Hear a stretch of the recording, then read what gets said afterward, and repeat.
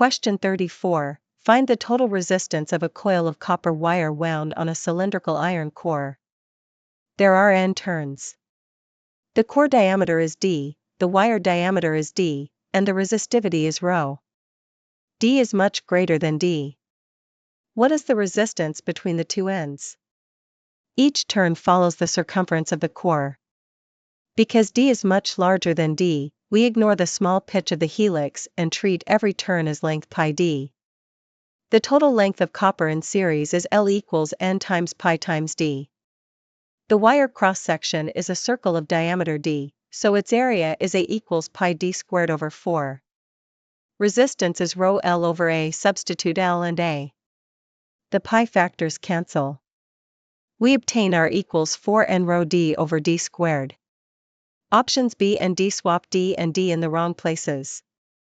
Option C has an extra factor of 2. The correct choice is A. The answer is option A.